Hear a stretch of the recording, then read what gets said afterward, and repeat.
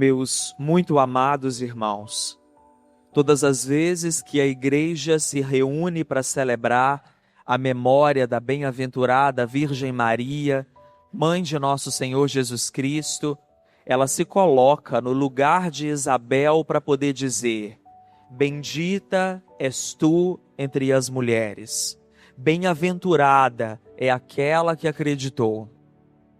Todas as vezes que nós nos reunimos para louvar o nome de Deus, festejando a bem-aventurada Virgem Maria, nós estamos cumprindo aquilo que ela profetizou no seu canto, o Magnífica. Doravante todas as gerações me chamarão bem-aventurada, porque o Senhor fez grandes coisas em meu favor. E Maria não vai dizer isso para poder se engrandecer, para poder se colocar num lugar de majestade. Ela sempre se coloca num lugar daquela que é pequenina, daquela que é humilde. Ela mesma irá dizer que a sua alma engrandece o Senhor. A razão da alegria do seu espírito é Deus, o seu Salvador, porque ele olha para a sua humildade, para a sua pequenez. Maria cumpre os desígnios do Senhor desde a sua imaculada conceição. Maria, que é concebida sem a mancha do pecado original, percorre um caminho de amor, serviço, obediência, entrega total nas mãos de Deus. E é por isso que a igreja, desde o início, sempre acreditou que no último dia de sua vida terrena, Maria não provou da morte. Se a morte é o salário do pecado, como poderia Maria provar da morte se ela não pecou? O caminho óbvio, natural, a que ela chegaria, seria o caminho da sua assunção. A assunção de Maria é para nós um mistério. Mais do que um dogma que fala sobre uma realidade física do que aconteceu com Maria, trata-se de uma realidade total e espiritual daquilo que acontece com a Mãe de Deus. A Assunção é o momento que misteriosamente Deus, com sua mão poderosa, assume a bem-aventurada Virgem Maria de corpo, alma e espírito e a eleva à glória dos céus. Paulo vai dizer na carta aos Coríntios, na leitura que nós ouvimos, que Cristo é a primícia daqueles que ressuscitaram. E logo após Cristo, aqueles que são de Cristo. Quem é mais de Cristo, senão aquela que o gerou? Quem pertence mais a Cristo, senão a sua mãe? E assim, logo após Cristo, Maria, prova da ressurreição e da glória, sendo assunta aos céus, na totalidade do seu ser. A igreja sempre acreditou na Assunção de Maria. Tanto que na leitura que nós ouvimos do livro do Apocalipse, a imagem de Maria nos céus, utilizada como imagem para falar da igreja, já é uma imagem de Maria na glória. A igreja sempre acreditou que Maria se encontra nos céus. Sempre acreditou que Maria é a nova Arca da Aliança.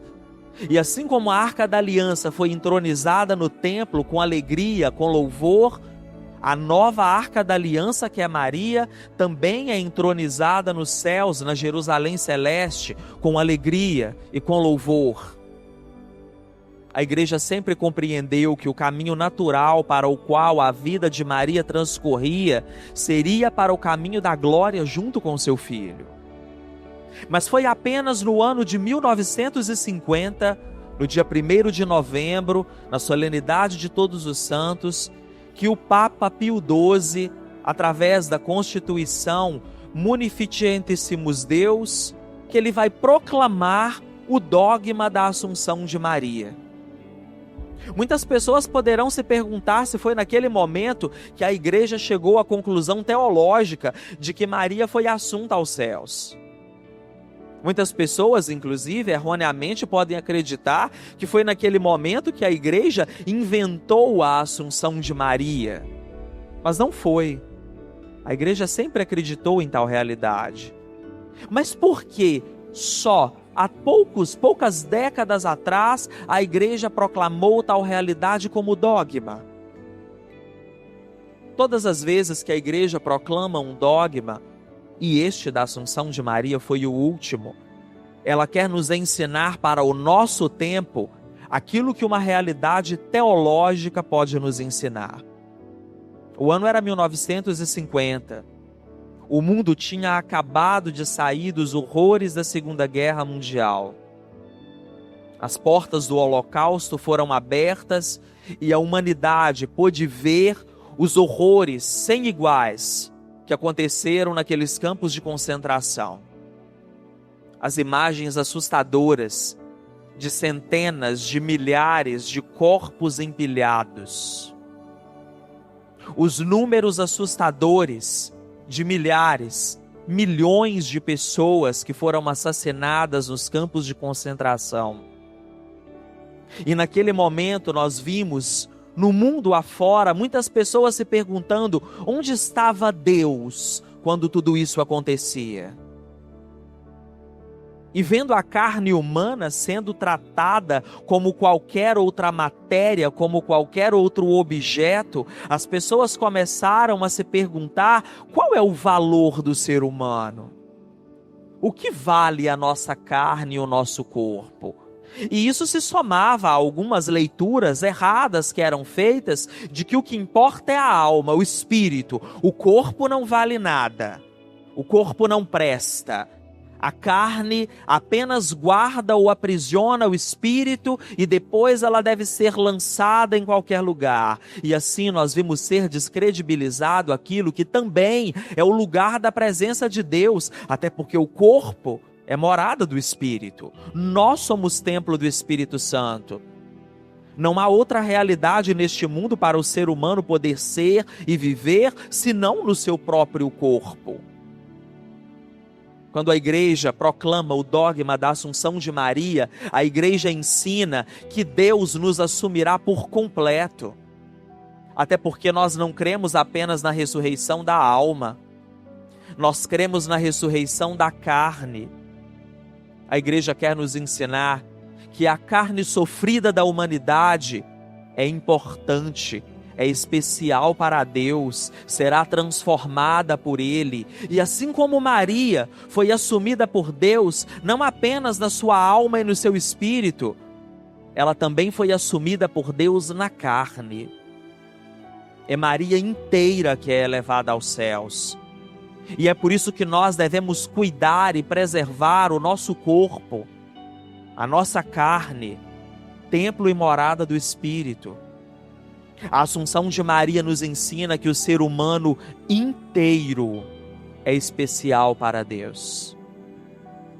A pergunta: onde estava Deus quando os horrores do Holocausto aconteciam? A resposta vem da mística e da espiritualidade cristã. Deus não estava ausente, Ele estava entre aqueles que sofriam. Deus não se escondeu ou nos abandonou. Deus estava entre os fuzilados. E assim, à carne sofrida do Filho de Deus, a dor e o sofrimento da carne da humanidade foi associada naquele tempo obscuro e de horrores. A solenidade da Assunção de Maria deve ser para nós um sinal de esperança daquilo que todos nós desejamos um dia alcançar. A glória dos céus, as núpcias do Cordeiro. No momento em que a noiva adentrará no palácio real para ir ao encontro do noivo, o Rei dos Reis, o Senhor dos Senhores. O momento em que a igreja se encontrará com o Cordeiro. E neste dia, na glória dos céus, na Jerusalém celeste, contemplaremos não apenas a majestade do nosso Rei, mas também o olhar amoroso da Senhora assunta aos céus. Enquanto a igreja caminhará ao encontro do Rei, ela contemplará que à sua direita já se encontra a rainha. a bem-aventurada Virgem Maria, com veste esplendente, revestida de glória, a mesma glória que nós também desejamos alcançar um dia. Que ela interceda em favor de todos nós e que o nosso corpo, a nossa alma, o nosso espírito sejam conservados, puros e santos para a glória eterna. Que assim seja. Amém.